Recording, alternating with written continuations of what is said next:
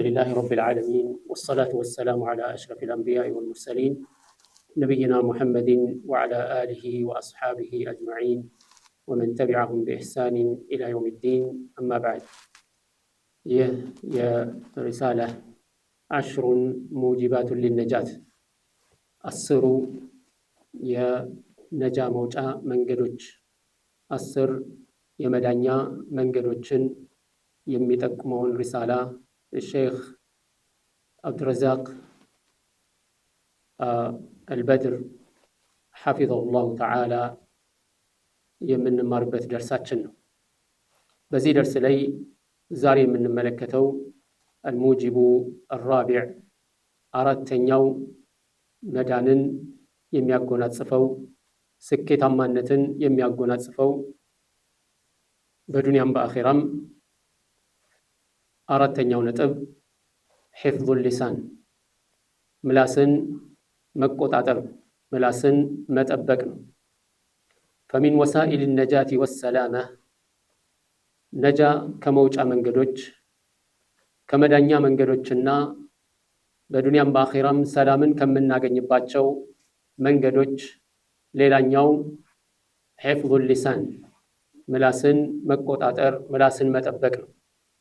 وصيانته عن كل ما يسوء ከሚጠፉ ክፉ ከሆኑ ነገሮች ሁሉ በጠቅላላ ምላስን መቆጣጠር ነው። ففي الحديث عن عقبة بن عامر رضي الله عنه كعقبة بن عامر بتزجب حديث قال من على قلت يا رسول الله ما النجاة يا الله ملك تنياهوي نجا የሚወጣው እንዴት ነው? አንድ ሰው መዳን የሚችለው በምንድን ነው ብዬ ጠየቅኳቸውኛል። قال صلى الله عليه وسلم يا الله ملكتኛ ነብይ صلى الله عليه وسلم ምን አሉ? املك عليك لسانك ምላስህን ተቆጣጠር ምላስህን ጠብቅ። وليسعك بيتك እንደዚሁም ቤትህ ይስፋ ቤትህ ይብቃ። وابكي على خطيئتك ላጠፋቸው ጥፋቶች ደግሞ አልቅስ። በዚህ ሐዲስ ላይ ለሰውየው ነጃ መውጫ የተጠቆመው ምንድነው? እሱ املك عليك نفس لسانك ምላስህን ተቆጣጠር ምላስህን ጠብቅ። ከሚያስከፉ ነገሮች ወንጀልን ከሚያሸክሙ ነገሮች አላህን Subhanahu Wa Ta'ala የሚያስቆጡ ነገሮችን ከመናገር ተቆጠብ ማለት ነው። وليسعك بيتك ቤትህ ይብቃ ወይም ቤትህ ይስፋህ ማለት ፈተና በሚፈጠርበት ጊዜ ፈተና ውስጥ ለመሳተፍ አደባባይ ከመውጣት ይልቅ ቤትህ ተቀመጥ ማለት ነው። ፈተና ሲበዛ ሰዎች እርስ በርሳቸው ሲናቆሩ ወይም ፈተና በሚበዛበት ጊዜ አደባባይ አትውጣ ማለት ነው። ቤትህ ተቀመጥ ቤትህ ይብቃ። وابكي على خطيئتك እንደዚሁም ላጠፋው ጥፋት አልቅስ ቢማዕና ተውበት አድርግ ወደ አላህ ተመለስ አልቅሰ አላህን ምህረት ጠይቅ ማለት። قال حفظه الله تعالى من አሉ ሼኽ አብዱረዛቅ املك عليك لسانك ምላስህን ጠብቅ ተቆጣጠር ሲባል تنبيه على أهمية صيانة اللسان ምላስን መጠበቅ ምላስን መቆጣጠር ምን ያህል አንገብጋቢ እንደሆነ የሚያስገነዝብ ነው። وذلك بأن ينظر العبد في كلامه እንዴት ነው አንድ ሰው ነፍሱን ምላሱን መቆጣጠር የሚችለው እንዴት ነው ሲባል ሰውየው ንግግሩን መመዘን አለበት ማለት የሚናገረውን ንግግር ማየት አለበት። فإن كان خيرا تكلم به በዛ በሚናገረው ንግግር ላይ ኸይር የሚያገኝበት ከሆነ አጅር የሚያገኝበት ከሆነ ወደ አላህ የሚቃረብበት ከሆነ ይናገራል። وإن كان بخلاف ذلك أحجم ከዛ ተቃራኒ በሆነ ጊዜ ደግሞ ምን ያደርጋል? ይታቀባል ከመናገር ይቆጠባል። كما قال صلى الله عليه وسلم يا الله ملكتኛ እንዳሉት من كان يؤمن بالله واليوم الآخر በአላህ የሚያምን የሆነ ሰው በመጨረሻው ቀን የሚያምን የሆነ ሰው ሁሉ فليقل خيرا መልካምን ነገር ይናገር أو ليصمت ወይ ዝም ይበል። ከተናገረ መልካም ነገር ደረጃን ከፍ የሚያደርግ ወደ አላህ የሚያቀርብ የሆኑ ነገሮችን ይናገር ካልሆነ ደግሞ ዝም ይበላል። ፈኢነ ኹጡረተ ሊሳኒ ዐዚማ የምላስ አደጋ የምላስ ጣጣው ብዙ ነው፣ በጣም ትልቅ ነው። ወጂናየተሁ ከቢረቱን ዐለል መርኢ ወዐላ ዲኒሂ ወዐላ ሙጅተመዒሂ ወመን ሐውለሁ የምላስ አደጋ የሱ ክፋቱ የምላስ መዘዙ ከቢረቱን ዐለል መርእ በሰውየው ላይ በጣም ከባድ ነው። ወዐላ ዲኒሂ በዲኑ ላይ የሚያመጣው አደጋ ከባድ ነው። ወዐላ ሙጅተመዒሂ በማህበረሰቡ ላይ የሚያመጣው አደጋ ከባድ ነው። ወመን ሐውለሁ በዙሪያው ባሉት ላይ ሁሉ የሚያመጣው አደጋ በጣም የከፋ ነው ማለት ነው። ወሊሃዛ ካነ አልወዒዱ ፊሃ ሸዲዱን ስለዚህም ምላስን በማስመልከት የመጣው ዛቻና ማስጠንቀቂያ በጣም ከባድ ነው።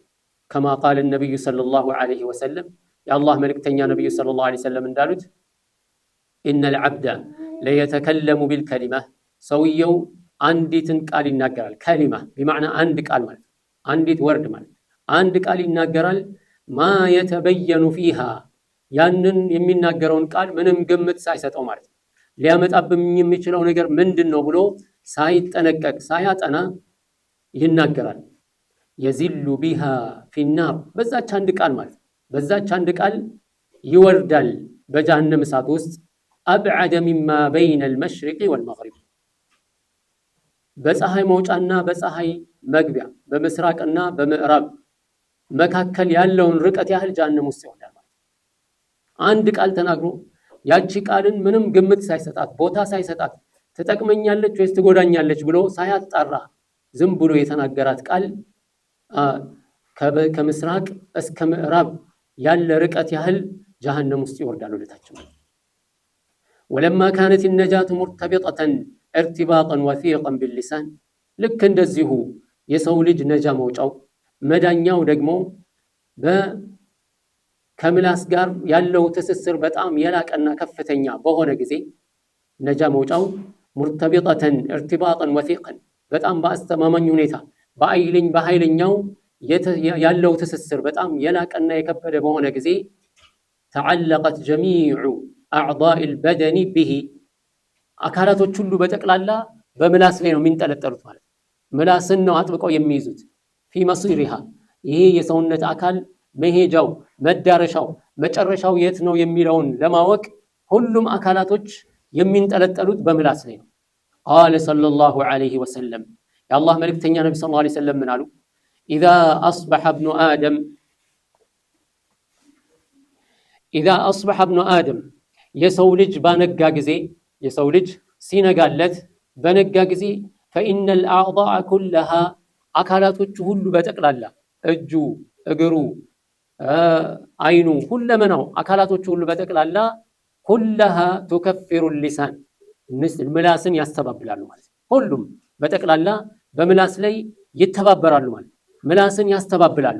فتقول ሁሉም አካላቶች ምን ይላሉ አሉ ነብዩ ሰለላሁ ዐለይሂ ወሰለም اتق الله فينا ምላሳቸው ምን ይላሉ ለምላሳቸው አካላቶች ሁሉ እኛን በእኛ ጉዳይ ላይ አላህን ፍራ ብለው ምላስን ያናገራሉ ማለት فإنما نحن بك እኛ ባንቺ ነው ያለነው የመዳኛችንም የመውደቂያችንም የውድቀታችንም ሰበብ ጀነት የመግቢያም እሳት ውስጥ የመግቢያም ሰበባችን አንቺ ነሽና ብለው ምላሳቸው ምን ይላሉ? ኢተቂላህ ፊና አላህን ሱብሓነሁ ወተዓላ በእኛ ጉዳይ ላይ ፍሪ። ፈኢን እስተቀምተ እስተቀምና ምላስን ሲያናግሩ ማለት ቀጥ ካልክ አንተ እኛም ቀጥ እንላለን። ወኢን ወጀጅተ ወጀጅና አንተ ከተጣመምክ እኛም መጣመማችን ነው።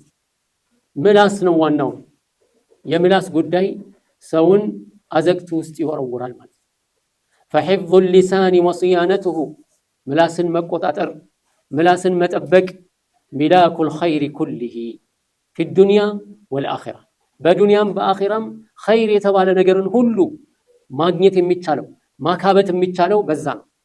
وإهماله ምላስን ችላ ማለት وإطلاقه ምላስን ዝም ብሎ መልቀቅ وعدم التحفظ فيه በምላስ ላይ ጥንቃቄና እንክብካቤ ትኩረት አለማድረግ ሰበቡን للهلاك والخسارة لطفات لكسرة سبب نمط. ولهذا حينما ذكر النبي صلى الله عليه وسلم أصول الدين የአላህ መልእክተኛ ነብዩ ሰለላሁ ዐለይሂ ወሰለም የዲን ዋና መሰረት የሆኑትን ነገሮች በጠቀሱ ጊዜ ወአብዋብ አልኸይሪ የኸይር መንገዶችን ሁሉ ሲያብራሩ ለሙዓዝ ብን ጀበል ረዲየላሁ ዐንሁ ሙዓዝ ብን ጀበል ረዲየላሁ ዐንሁ ነብዩን ሰለላሁ ዐለይሂ ወሰለም ጠየቃቸው። አኽቢርኒ እስቲ የአላህ መልእክተኛ ሆይ ንገሩኝ አላቸው።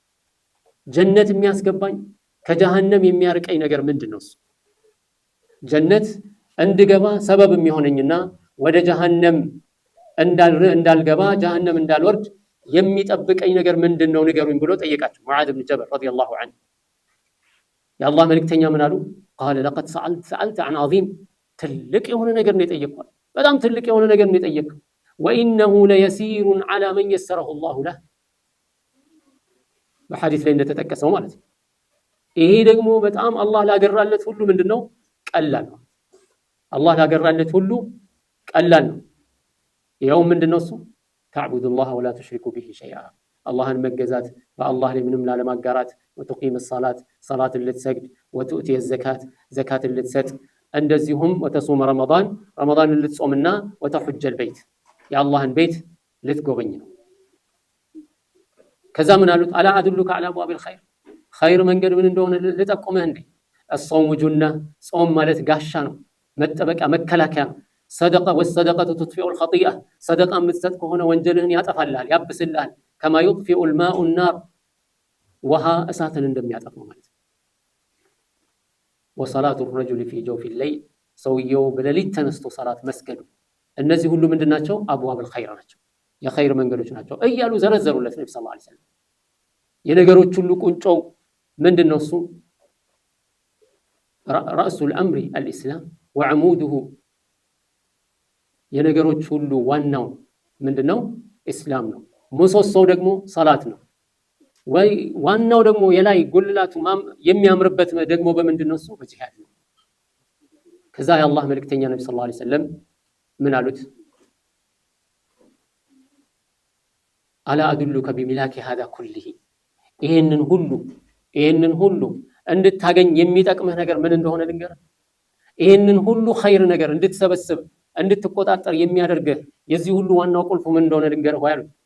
ቃለ በላ ያ ነብየላህ የአላህ መልእክተኛ ሆይ አዎ ንገሩኛል። ምን አደረጉ የአላህ መልእክተኛ ነብዩ ሰለላሁ ዐለይሂ ወሰለም? ምላሳቸውን አውጥተው ያዙ።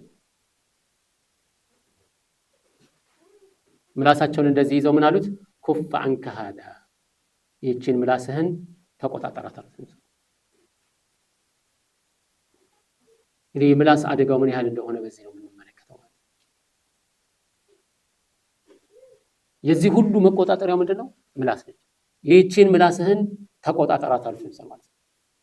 ኩፍ ዐለይከ ሃዛ ፈቁልቱ ያ ነቢየላህ ከዛ ምን አለ? የአላህ መልእክተኛ ሆይ ወኢና ለሙአኸዙነ ቢማ ነተከለም እኛ በምንናገረው ነገር እንቀጣለን፣ በምንናገረው ነገር እንያዛለን እንዴ ብሎ ሲጠይቅ ፈቃል የአላህ መልእክተኛ ምን አሉ? ሰኪለትከ ኡሙከ ያ ሙዓዝ ሆይ እናትህ ትጣ። ይሄ በአባባል ደረጃ ይባላል ይዛኔ ማለት ነው። እናትህ ትጣ ማለት ያው ሐቂቃውን ሊሆን የተፈለገው ዱዓ ማድረግ ሳይሆን ምን ማለት ነው? ይሄን ከማታቅ ብትሞት ይሻላል እንደሚባለው ማለት ነው። ሰኪለትከ ኡሙከ ያ ሙዓዝ ወሀል የኩቡ ናሰ ፊ ናር ዐላ ውጁሂሂም ሰዎችን በጀሃነም እሳት ውስጥ በአፍጢማቸው በፊታቸው እንዲደፉ የሚያደርጋቸው አው ዐላ መናኺሪሂም ይሄ የራዊው ሸኩ ሚን ራዊ ይሉታል። ያው ከሁለት አንዱ ነው ነብዩ ሰለላሁ ዐለይሂ ወሰለም ያሉት። ሀል የኩቡ ናሰ ዐላ ውጁሂሂም ሰዎችን በምላሱ ማነው በፊታቸው በጀሃነም ውስጥ እንዲደፉ የሚያደርጋቸው ወይ በአፍጢማቸው እንዲደፉ የሚያደርጋቸው ሌላ ምን አለ? ኢላ ሐሳኢዱ አልሲነቲሂም በምላሳቸው የሰበሰቡት በምላሳቸው ያጨዱት አይደለም እንዴ ለዚህ ሁሉ የሚዳርጋቸው?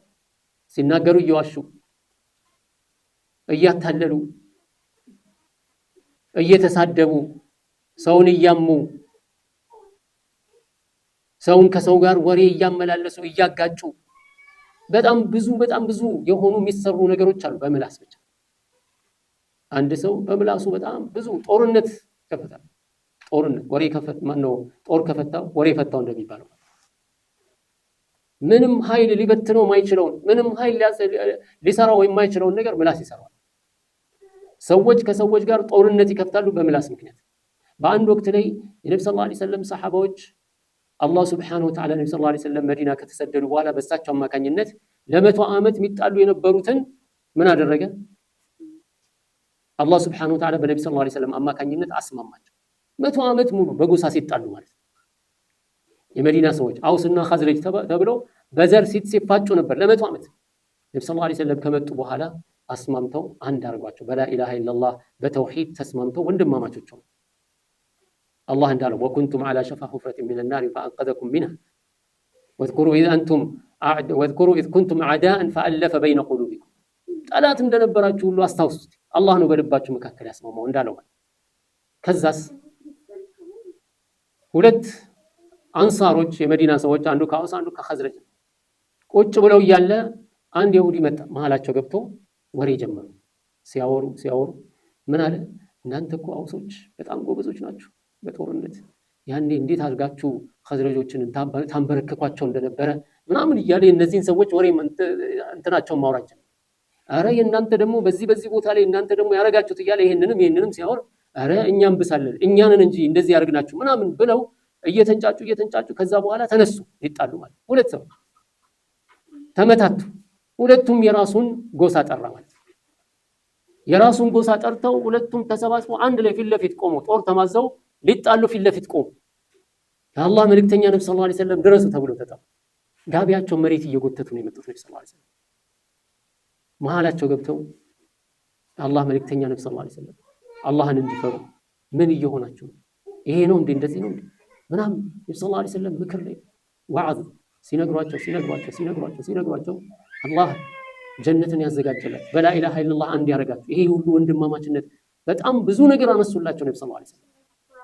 ከዛ በኋላ ምን ሁሉም ወደ አይምሮ ተመለሰ። ሁሉም ወደ ራሱ ተመለሰ። ምን እያረግን ነው? ከዛ በኋላ ይቅርታ ተባብለው ተላቅሰው ተቃቅፈው አፍ ተባብለው ተለያዩ። ተመልከት። ይሄን በተመለከተ አላህ ሱብሓነሁ ወተዓላ የቁርአን አያት አወረደ። ያ አዩሀ الذين آمنوا إن تطيعوا فريقا من الذين أوتوا الكتاب يردوكم بعد إيمانكم كافرين። እነዛ መጽሐፍ የተሰጣቸውን ሰዎች ከፊሎቹን የምትሰሟቸው የምታዳምጧቸው የምትከተሏቸው ከሆነ يردوكم بعد إيمانكم كافرين ከእምነታችሁ በኋላ ከሃዲዎች ያደርጓቸዋል። አትስሟቸው አለ አላህ ሱብሓነሁ ወተዓላ። ያ አዩሀ الذين آمنوا يا أيها الذين آمنوا اتقوا الله حق تقاته ولا تموتن إلا وأنتم مسلمون። ሙስሊሞች ሳትሆኑ እንዳትሞቱ እውነተኛ ፍራቻ አላህን ፍሩት። ወዝኩሩ ኒዕመተ አላሂ ዐለይኩም የአላህን ጸጋ በእናንተ ላይ አላህ ያወረደውን ጸጋ አስታውሱ። አውሱ ኢዝ ኩንቱም አዕዳአን ፈአለፈ በይነ ቁሉቢኩም በመካከላችሁ ጠላት የነበረውን ጠላትነታችሁን አስወግዶ በመሃላችሁ መስማማትን ያመጣው አላህ ሱብሓነሁ ወተዓላ አይደለም። ፈአስበሕቱም ቢኒዕመቲሂ ኢኽዋና በሱ ጸጋ ወንድማማቾች የሆናችሁ። ተመልከት። በምላስ ምክንያት ሰዎች እስልምናቸውን ረስተው በጎሳ ተሰልፈው ሊጣሉ መጡ ማለት ምን ያህል አደገኛ እንደሆነ ነው የምናየው ማለት። وهل يكب الناس على وجوههم على مناخرهم إلا حصائد ألسنتهم ምላሳቸው ያመጣው ጣጣ እኮ የሰው ልጅ ዝም ብሎ እንደ ቀልድ ይወረውረዋል። ያ ነገር ግን የሰው ልጅ ልብ ላይ ገብቶ የሚሰራውን ነገር አላህ ብቻ ነው የሚያውቀው። አንድ ሰው ኸይር ነው ብሎ የሚያስበውን ካልሆነ በቀር ከመናገር መቆጠብ አለበት። نعم فينبغي على المؤمن أن يحرص على عدم إطلاق لسانه فيما لا ينفعه። ስለዚህ ሙስሊም የሆነ ሰው ማድረግ ያለበት ምንድነው? እሱ በማይጠቅመው ነገር ላይ ምላሱን ከማውጣት መቆጠብ። فإن الصمت في مثل هذه الحال سلامة ومنجاة። በዚህ ሁኔታ ላይ ዝምታ ምንድነው? ዝምታ ሰላም ነው። ዝምታ መዳን ነው። نعم በአባባልም ይባላል እኮ ዝም አይነቅዝም። ዝምታ ሰላም ነው። ፈተና ውስጥ አይገባም ማለት ነው። እንዲህ ማድረግ ነበረበት፣ እንዲህ መሆን ነበረበት። በቀላሉ ነው የሚወረወረው። ከሊማን የተባለው ነብዩ ሰለላሁ ዐለይሂ ወሰለም አንዲት ቃል ይናገራል ሰውየው። ይሄ ነገር ያድነኛል ወይስ አያድነኝም ብሎ ምንም ሳያጣራ አንዲት ቃል ዱንያውና አኺራውን ያበላሸበትን ነብዩ ሰለላሁ ዐለይሂ ወሰለም ሲናገሩ ምንድነው ያሉት? አንድ ሰው ወንድሙን ይመክረዋል። አስረፈ ዐላ ነፍሲ በነፍሱ ድንበር ያለፈ ሰው አለ ወንጀል የሚሰራ። ሌላኛው ደግሞ ኸይረኛ ነው። ምን ያደርጋል? ይመክረዋል ሁሉ ጊዜ። ተው አላህን ፍራ፣ ይሄን ነገር አታርግ። ይሄኛው ደግሞ ተወኝ። ይመክረዋል ሁሉ ጊዜ። በኋላ ቢመክረው ሁሌ ሲያገኘው ይመክረዋል፣ አይቀበለው። መጨረሻ ላይ ምን አለ? ወላሂ ላ የግፊሩ ላሁ ለከ ቢመዕና ልከላም በአላህ ስም ምን አለው አላህ ይቅር አይልህም፣ አላህ አይምርህም አለ። አላህ ስብሓነሁ ወተዓላ ምን አለ? መን ዘ ለዚ የተአላ ዐለይ ማን ነው በእኔ ስም የሚምለው እኔ እንደማልምር አድርጎ መሐሪ እንዳልሆንኩኝ አድርጎ የሚምለው ማን ነው በእኔ ስም? ምን አለ አላህ ስብሓነሁ ወተዓላ? ቀድ ገፈርቱ ለሁ ወአድኸልቱከ ናር ከማ ቃለ ነቢ ሰለላሁ ዐለይሂ ወሰለም እሱን ምህረት አድርጌለታለሁ አንተን እሳት አስገብቻለሁ። ኸይረኛው ሰውዬ በምላሱ ሰበብ ምን ሆነ? ምን አሉ ያንን ሰሓቦቹ ሲናገሩ? አውበቀ ዱንያሁ ወአኺረተሁ ቢከሊመቲን በአንዲት ቃል ምክንያት ዱንያና አኺራውን ድምጥ ማጡን አጠፋው ማለት ነው። በአንዲት ቃል ዱንያ አኺራውን አበላሻለሁ። ማን ነው በእኔ ስም የሚምለው? የሰው ልጅ አንዲት ቃል ተናግሮ ላይ ይወጣል፣ ትልቅ ደረጃ ላይ ይደርሳል። በአንዲት ቃል ደግሞ የአዘቅቶች ሁሉ አዘቅት ውስጥ ሊገባ ይችላል። በተለይ በዘመናችን በጣም ሰው የትም ቦታ ሳይሄድ አንድ ቦታ ቁጭ ብሎ ዓለምን ያዳርሳል። አንዳንድ ሐዲሶች ግልጽ የሚወጡልህ ከጊዜ በኋላ የአላህ መልእክተኛ ነብዩ ሰለላሁ ዐለይሂ ወሰለም በሐዲስ አልበርዘኽ የበርዘኽን እንትን ሲናገሩ ከሞት በኋላ ሰዎች እንዴት እንደሚቀጡ አላህ ስብሓነሁ ወተዓላ ያሳያቸውን ሲናገሩ ከነዛ መካከል አንድ ሰው አዩ። ነብዩ ሰለላሁ ዐለይሂ ወሰለም መላእክቶች ይዘውኝ ሄዷል። ሲያሳዩ አንድ ሰው ጋር ደረሰው። ምን አሉ ነብዩ ሰለላሁ ዐለይሂ ወሰለም? ይሄ ሰውዬ ቁጭ ብሎ ሌላ አንድ ሰው አለ ይመጣና ይሄ ስለት ባለው ቢላ ወይም መምጫ ነገር ከዚህ አንስቶ ጉንጩን እስከ ኋላ ድረስ በቀኝ በኩል የአፍ ውስጥ ያስገባና ጉንጩን ተርትሮ ከዚህ ኋላ ድረስ ያደርሷል። ከዛ በኋላ በግራ በኩል ይመጣና እንደገና ይተረትረውና እዚህ ያደርሷል። ይሄን ተርትሮ እዚህ ሲያደርስ ይሄ ደግሞ ተመልሶ ይመጣል፣ ይደፈናል። ይሄን ይተረትረዋል። እንደዚህ እያደረገ ያሰቃየዋል እስከ ቂያማ ቀን ድረስ ማለት ነው። አላህ መልእክተኛ ነብዩ ሰለላሁ ዐለይሂ ወሰለም ደነገጡ። ማሃዳ ምንድነው ይሄ ሲባል እንጠልቅ ተጓዝ እለፍ አሏቸው። መጨረሻ ላይ ሊነግሯቸው ማለት ነው። ሁሉን ካዩ በኋላ መጨረሻ ላይ ስለዚህ ሰውዬ ሲናገሩ ምን ያሉት? ይሄ ሰውዬ አንድን ውሸት ዋሽቶ ያቺ የተናገራት ውሸት በዓለም ላይ ተሰራጨች። ዓለም ዘንድ ሰው ሁሉ ዘንድ በዓለም ላይ የተሰራጨ አንድ ውሸት ዋሸና ዓለሙን ሁሉ በዛ ውሸት አበላሸ ማለት ነው። በአንድ ውሸት ተናግሮ ዓለም ተመልከት። ድሮ አንድ ጊዜ አንድ ከተማ ውስጥ የሚኖር ሰው ውሸት ዋሽቶ ዓለም ላይ ለመድረስ ምን ያህል ጊዜ ይፈጅበታል?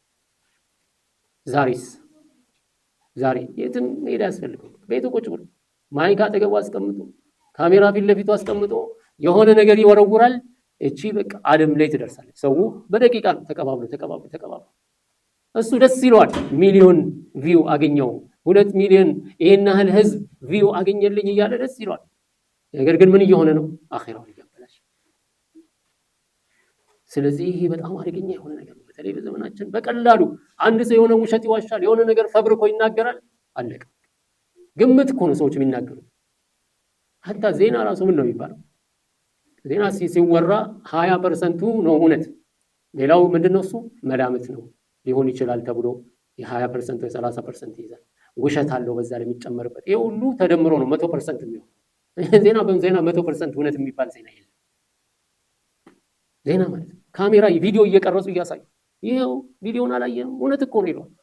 በአሁን ሰዓት ቪዲዮ ራሱ ምን መሆን ጀምሯል? ራሱ መፈብረክ ጀምሯል፣ መሰራት ጀምሯል። የሰዎች ድምጽ መሰራት ተጀምሯል። ቪዲዮን ያመጣሉ፣ የምታውቁት ነው ማለት። በኤአይ ስንት ነገር ይሰራል በአሁን ሰዓት። ሰውየውን ድምጹን ያመጣሉ፣ በዛ ድምጽ መሰረት ምን እንዲሆን ይደረጋል? ጽሁፍ ይሰጠዋል ማለት ነው። ጽሁፍ ይሰጠውና በዚህ ሰውዬ ድምጽ አንበብ ይባላል። ሰውየው ቪዲዮ ይታያል፣ ድምጹን የሚያወራው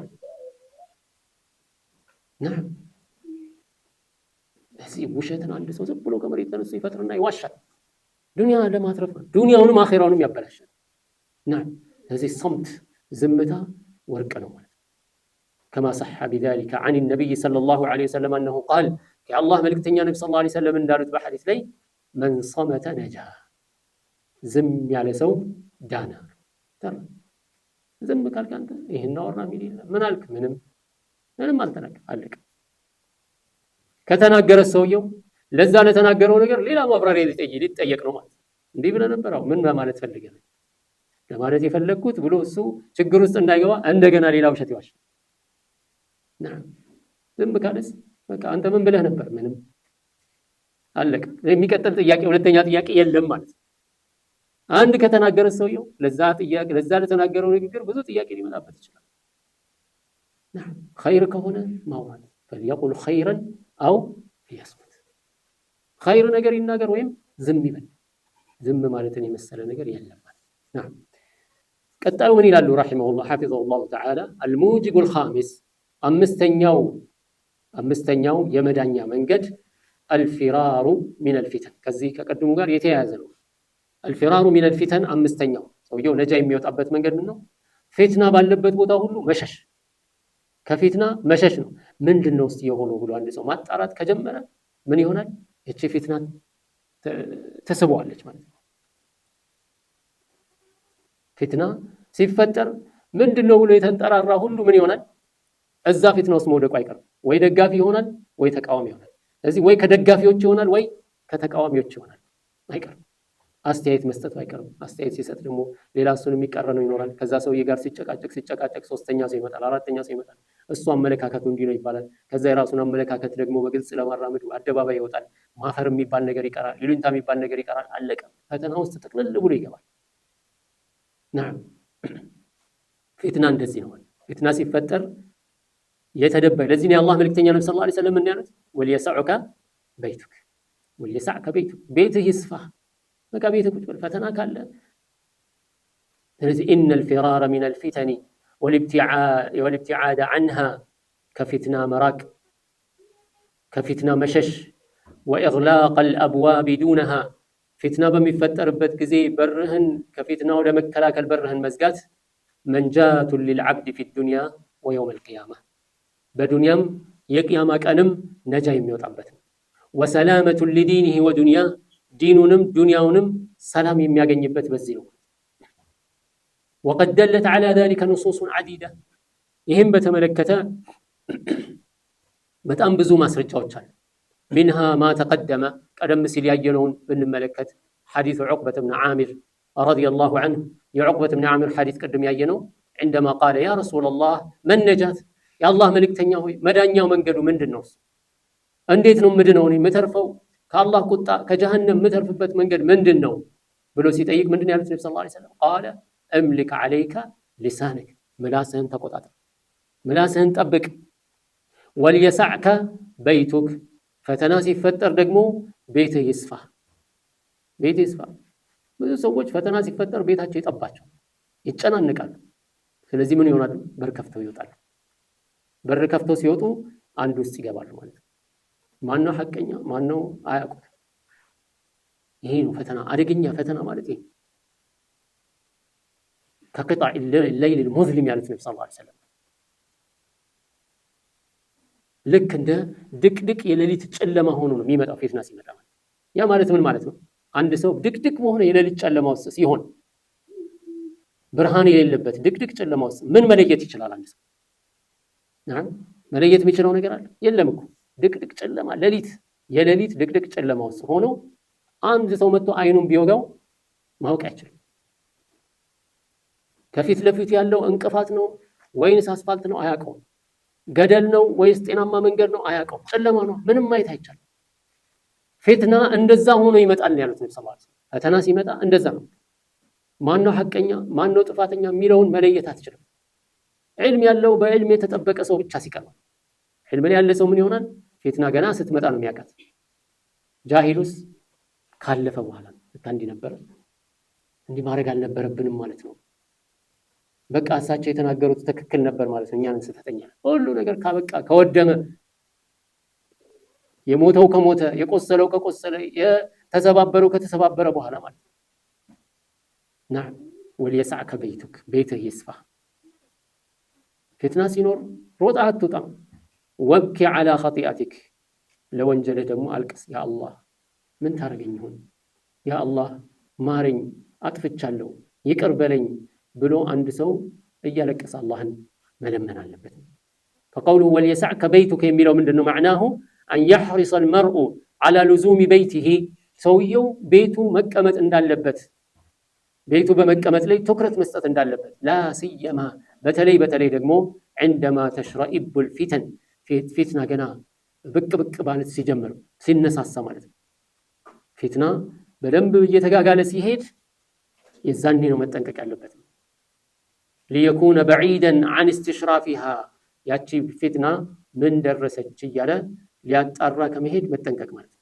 فإن في البيوت الأمنة والسلام ሰውየው ቤቱ ከተቀመጠ አማን ነው፣ ሰላም ነው።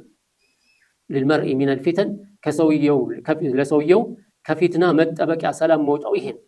فإذا خرج من بيته ፈተና እየተጋጋመ ባለበት ቦታ ላይ ከወጣ ሰውየው وتعرض لها ያም ፊትና ምን ከፊትና መጠበቅ ተደንግጎለታል። ያ አላህ ከፊትና ጠብቀኝ ብሎ حتى ተሸሁድ ላይ በአምስት ወቅት በምንሰግደው ሰላት ውስጥ ምን እንላለን? ومن فتنة المحيا والممات اللهم إني أعوذ بك من عذاب جهنم ومن عذاب القبر ومن فتنة المحيا والممات ከፊትና እንጠብቃለን። ሁሌ ዱዓ እናደርጋለን በሰላት። ለምንድን ነው? ፊትና በጣም አደገኛ ነው። ፈተና በጣም ከባድ ነው።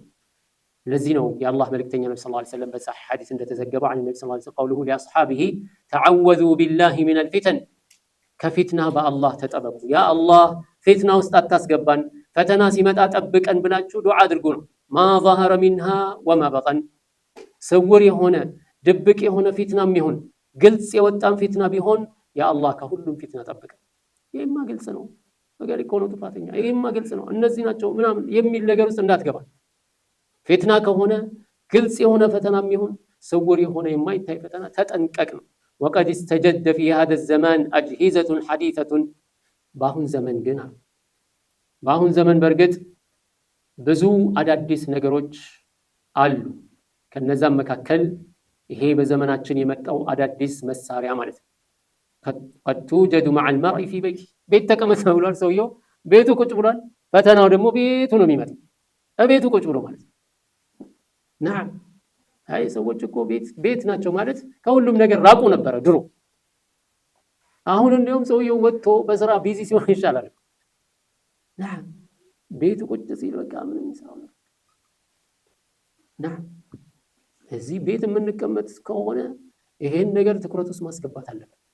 ምንድነው ፖይንቱ? ሰውየው ቤቱ ከተቀመጠ አደባባይ ያለውን ነገር ሁሉ ቁጭ ብሎ የሚቀበል ነው። ተመልከት። ስለዚህ ወደሱ የሚመጡ ፊትናዎችን ሁሉ ለመዝጋት ቤቱ ቁጭ ብሎ ነገር ግን በዚህ በዘመናዊ መሳሪያ የሚቀበለው ከሆነ ፊትና ውስጥ ነው ያለው። እዚህ ምንን ሰበቦቹንም ያካትታል ማለት ለፊትና የሚዳርጉ ሰበቦችንም ያካትታል። ስለዚህ አንድ ሰው ቤቱ ተቀመጠ ፊትናው ስላለ መግባት ነገር ግን በያዘው መሳሪያ እየተከታተለ በቴሌቪዥን የሚመጣለት ከሆነ በስልኩ የሚመጣለት ከሆነ ቴሌቪዥኑን መዝጋት ስልኩንም ማቋረጥ አለበት። ኢንተርኔቱን አቋርጦ አርጎ ቁጭ ማለት ነው ያለበት። ወኢላ ግን يعني وتدخل عليه انواع من الفتن والشرور የፊትና አይነቶችን የሸር አይነቶችን ሁሉ ቤት ድረስ ይዘውለት ይመጣል። نعم ሰውየው ሚስቴ ቤት ናት ይላል። ስራ ሄዶ ይመጣል። ከስራ ሲመለስ እሷ ሌላ ዓለም ውስጥ ነው ያለችው። نعم በጣም አደገኛ ነው አላህን ካልፈራንበት ማለት ነው። ስንትና ስንት ቤት ፈርሷል በዚህ ዘመናዊ መሳሪያ ማለት ነው። የብዙ ሰዎች ቤት ተናግቷል በዚህ ሰበብ። ይሄ ደግሞ ያለ ሐቂቃ ነው። አላህ ይጠብቀን። አላህ Subhanahu Wa Ta'ala ይሄን ፊትና ያርቅልንና ማለት ነው። وفي باب الشهوات وباب الشبهات በዚህ መሳሪያ ምን ይመጣል? የሽቡሃት አይነቶች ይመጣሉ። ቤት ቁጭ ብለው እስልምናን የሚያጠራጥሩ ስለ እስልምና የሚናገሩ ኢማማ ለብሶ ቀሚስ ለብሶ እንደዚህ የምታዩኝ እኮ እኔ አውቄ ነው ሸኽ ነበርኩኝ። ከስንትና ስንት ሸኾች ጋር ተወዳድሬ አንደኛ የወጣው ሰው ነኝ። ዛሬ ኢየሱስን ተቀብያለሁ ይልና አደባባይ ላይ ያወጣዋል። ይሄን ቁጭ ብሎ ያዳምጣል ሰው። እኔ እንዲህ ነበርኩ፣ ዳዕዋ አረግ ነበር፣ እጣራ ነበር፣ እንዲያረግ ነበር፣ ይሄን መጣ፣ በህልሜ መጣ ምናምን አለ። ከዛስ በኋላ አለቀ። ይሄንን ፊትና ቁጭ ብሎ ያዳምጣል። ክርክር ቁጭ ብሎ ያዳምጣል ሰው። ተመልከቱ። የሹብሃ ማጣጥቶ መልስ ሳያገኝ ምናልባት ሊቋረጥ ይችላል ማለት ምን ያህል አደገኛ እንደሆነ በተለይ እንደዚህ ክርክር ምናምን እያልን የምናዳምጥ ሰዎች መጠንቀቅ ነው ያለብን። ሹብሃት አደገኛ ሹብሃቶች አሉ። ለኢማናችን ለልባችን የምንጨነቅ ሆነ እስልምናን የመሰለ የለም፣ እኔ በእስልምና ይኮራለሁ ኢማን አለኝ ብለን መተማመን የለብን። የአላህ መልእክተኛ ነብዩ ሰለላሁ ዐለይሂ ወሰለም ፈተና ሲመጣ ወልየስዐከ በይቱከ ያሉት ተደበቅ እኮ ነው ያሉት ነብዩ ሰለላሁ ዐለይሂ ወሰለም። መሲህ ደጃል በሚመጣበት ጊዜ ምንድን ያሉት ነብዩ ሰለላሁ ዐለይሂ ወሰለም ኢዛ ሰሚዕቱም ዐንሁ አው ኢዛ ሰሚዕተ ዐንሁ ፈንአ ሽሽ ነው ያሉት ነብዩ ሰለላሁ ዐለይሂ ወሰለም። እዚህ መሲህ ደጃል በዚህ ጋር መጣ ሲባል ምን ይመስላል መልኩ ምንድነው ምልክቱ ብለህ አትሞክር። በዚህ ጋር ከመጣ አንተ ወደዛ ነው መሸሽ ያለብን ያሉት ነብዩ ሰለላሁ ዐለይሂ ወሰለም። ሽሹ ነው ያሉት። በኢማኑ ይተማመናል አንድ ሰው ፊት ለፊት ይቆም አላሉ ነብዩ ሰለላሁ ዐለይሂ ወሰለም። እዚህ እኛ በቃ ደጋፊ ሆነን ቲፎዞ ሆነን እንመጣለን የሚከራከሩን ሁሉ ለማዳመጥ። ክርክር ለኛም እንደሚጠቅመን አምነናል እኮ አይደለም። በዲናችን ላይ ጥርጥር ከሌለበት አንድ ሰው ቁጭ ብሎ ክርክር የሚያዳምጥበት ምክንያት ምንድነው? ያንን የሚያዳምጥበትን ሰዓት ክርክር የሚከታተልበትን ሰዓት አንድ የዕልም ቪዲዮም ሆነ ኦዲዮ ዕልም የሆነ ነገር የሚሰጠውን ቁጭ ብሎ ቢያዳምጥና ቢማር ብዙ ጥቅም ያገኛል። ክርክር ለማን ነው? እነዛ ዲነል ኢስላምን ለማያውቁ ሰዎች ይህን ክርክር እያዩ ወደ ዲነል ኢስላም እንዲመጡ እንጂ ሙእሚን የሆነ ሰው ሙስሊም የሆነ ሰው ምን ያደርግለታል? ይሄ የእግር ኳስ ጨዋታ ወይም የሆነ ቲም ከሆነ ቲም ጋር የሚጋጠምበት አይደለም። ዲን ነው። ላኢላሃ ኢለላህ ነው። የአላህ መልእክተኛ ነብዩ ሰለላሁ ዐለይሂ ወሰለም በአንድ ወቅት ላይ ዑመር ኢብኑ አልኸጣብ መጽሐፍ ይዞ የአህለል ኪታቦችን መጽሐፍ ይዞ ሲያነብ አዩት ነብዩ ሰለላሁ ዐለይሂ ወሰለም። ፊታቸው ተለዋወጠ። የአላህ መልእክተኛ ዑመር ኢብኑ አልኸጣብ ረዲየላሁ ዑመር በኢማኑ ምን ያህል ጀግና እንደሆነ የምናውቀው ምንም የሚነቀንቀው ነገር የሌለ ሰሃባ ሲያዩት ነብዩ ሰለላሁ ዐለይሂ ወሰለም ያን መጽሐፍ ቁጭ ብሎ መጽሐፍ ቅዱስ ሲያነብ ሲያዩት ፊታቸው ተለዋወጠ። አታይም እንደ የአላህ መልእክተኛ ነው። ቀና ብሎ ሲያይ ፊታቸው ተለዋወጠ። አዑዙ ቢላሂ ሚን ገضቢላሂ ወረሱሊሂ ይህ ከአላህ ቁጣ ከመልእክተኛው ቁጣ በአላህ እጠበቃለሁ። እስካሁን ገና ናችሁ እንዲያሉ ነብዩ ሰለላሁ ዐለይሂ ወሰለም ወላሂ ለው ካነ ሙሳ ሐየን ሙሳ ዛሬ በህይወት ቢኖር እኮ ለማ ወሲዐሁ ኢላ አየተቢዐኒ እኔን ከመከተል ውጭ ሌላ አማራጭ የለውም። ሙሳ ቢመጣ አሙተሀዊኩን አንቱም ገና ታዲያ ለዑመር ኢብኑ አልኸጣብ ነብዩ ሰለላሁ ዐለይሂ ወሰለም የዚህን ያህል የተቆጡ ከሆነ የኔ ቢጤውስ ቁጭ ብሎ ይጠጣሉ ሹብሃት። ያ ጀማዓ ይሄ በጣም ጥንቃቄ ያስፈልገዋል። ዒልም ካለን ዳዕዋ የምናደርግ ከሆነ ዳዕዋ ማድረግ፣ ዒልም ከሌለን ግን ምንድን ነው ማድረግ ያለብን? ዒልምን መማር ነው። ዒልምን መማር ከሀ ብሎ መማር ማለት ይህ ሀ ብሎ የዲንን መማር የረዘመበት ሰው በአቋራጭ ምን መሆን ይፈልጋል? በአቋራጭ ዓሊም መሆን፣ በአቋራጭ እውቅና መፈለግ። እነዚህ ሁሉ ነገሮች አደገኛ ናቸው። ስለዚህ ቁጭ ብሎ አንድ ሰው ቤቱ ይመጣለታል ምን ሽቡሃት ወቀድ ተወረጠ ከሲሩ ሚን ናሲ ወረጣትን ዐዚመተን ምን ኺላል ተሳሁል ፊ ኢስቲዕማል ሃዚሂል አጅሂዛ በዚህ በሚጠቀሙት ስልክ ወይም የሶሻል ሚዲያ የሚባለው ማለት ነው። በሚዲያ ጠቅላላ ሰዎች ችላ በማለታቸው ምክንያት ግዴለሽ በመሆናቸው ምክንያት አደገኛ አዘቅት ውስጥ የወደቁበት ሁኔታ ብዙ ነው። ወቀድ ተወረጠ ከሲሩ ሚን ናሲ ወረጣትን ዐዚም በጣም ታላላቅ የሆኑ ውዥንብሮች ውስጥ የገቡ ታላላቅ የሆኑ አደጋ ውስጥ የገቡ ሰዎች አሉ። ሚን ኺላል ተሳሁል ፊ ኢስቲዕማል ሃዚሂል አጅሂዛ እነዚህን መሳሪያዎች በመጠቀም ላይ ችላ በማለታቸው ምክንያት ወድኹል ሊአዕደድ ሚን አልመዋቂዕ ወልበራሚጅ አልፋሲዳ በጣም ብዙ አደገኛ የሆኑ ስርጭቶች ላይ እየገቡ በመከታተል ማለት በጣም ብዙ ወሊሃዛ ፈነጃቱ ልሙዓለቀቱ ቢልዙም ልቡዩት ታዲያ ቤቱ ይብቃ ቤትህ ይስፋ ሲባል ያ በምን ላይ የተሳሰረ ነው? በሐዲሱ ላይ እንደተነገረው ሳቢቅ ሙቀየደቱን ቢልቡዕዲ አን እስትኽዳም ልአጅሂዛ የሚጠቀሙንም መሳሪያ ማራቅ አለበት። ቤት ቁጭ ብሏል ተብሎ ቤት ቁጭ ብሎ ግን እያንዳንዱ የሚካሄደውን ነገር ሁሉ የሚከታተል ከሆነ ቤት መቀመጡ ምንም አልጠቀመውም። ከፈተና ነጃ መውጫ ሳይሆን እሱ ራሱን አካላቱን አስሮ ያስቀመጠው ማለት ምንም ጥቅም የለውም። ስለዚህ በምን ላይ የታሰረ ነው? ከነጃ መውጫት ቤት ውስጥ ከነጃ ለመውጣት ማነው ከፊትና ነጃ ለመውጣት ቤት ውስጥ መቀመጥ ሲባል ፈነጃቱ አልሙዓለቀቱ ቢሉዙም ልቡዩት ፊ ልሐዲስ አሳቢቅ ሙቀየደቱን ቢልቡዕድ አን እስትኽዳም ልአጅሂዘት ልሐዲሳ ቢማ የጅሊቡ ልፊተን ስሞ ይሄ ፊትና ሽቡሃት ብቻ አይደለም ሻህዋት ፊትናዎችም አሉ። የስሜት ሰዎችን በስሜት የሚፈትኑ ነገሮች አሉ። እርቃናቸውን የሆኑ ይመጣሉ። እንደዚሁም ደግሞ መጥፎ የሆነ ብልግና መጥፎ ባህሪን የሚያሳዩ ሐታ በአሁን ሰዓት እነዚህ ቀውሙ ሉጥ ሰዎች ራሱ የሊዋጥ ችግር ያለባቸው ሰዎች ሁሉ አሁን በሚዲያ ነው ስራቸውን እየሰሩ ያለው። በሚዲያ ሰውን ሁሉ አይምሮን እየበረዙት ያለው። የልጆቻችን ካርቶን የሚባሉት በአብዛኛዎቹ ምን እየሆኑ ነው የተባለው? ከሱቅ ሄደ የምትገዛው የልጆች መጫወቻ ዕቃ የነሱን ባንዲራ የሚገልጽ ተደርጎ ነው የተሰራው። ነጃ መውጫው በጣም ከባድ። ስለዚህ ሰው ወጣቱ በተለይ በሸሃዋት ይፈተናል። ስሜታዊ የሆኑ ነገሮች ብዙ አሉ። በጣም መጥፎ የሆኑ አኽላቅን የሚያሳጡ የሆኑ አደገኛ የሆኑ ነገሮች አሉ። ስለዚህ ይሄንን ነገር በጣም ትኩረት ሰጥተን ካልተጠነቀቅንበት አደጋው በጣም የከፋ ነው ማለት ነው። فالنجاة المعلقة بلزوم البيوت في الحديث السابق مقيدة بالبعد عن استخدام الأجهزة الحديثة بما يجلب الفتن على الإنسان.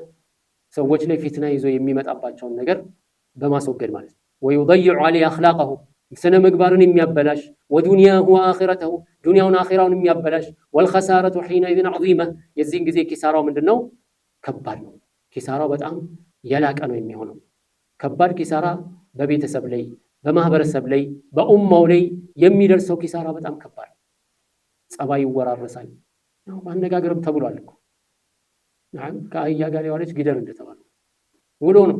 ሰውየው የሚውለው ሶሻል ሚዲያ ላይ ከሆነ እዛ ላይ ያሉት ሰዎች የሚያደርጉትን ነገር ነው የሚወርሰው። ጸባይ ማለት አነጋገር፣ ባል ለሚስቱ የሚያወራት ወሬ፣ ሚስት ለባሏ የምትናገረው ንግግር፣ ይህ ሁሉ እርስ በርሳቸው መከባበር እስከ ማጣት ደረጃ እስከ መደፋፈር ደረጃ የሚያደርስ እስላማዊ የሆነ መንፈስ ጠፍቶ ዱንያ ላይ ብቻ ትኩረት ያደረገ አይነት ህይወት እንዲኖር ከዛ ነው የሚወረሰው ማለት ነው።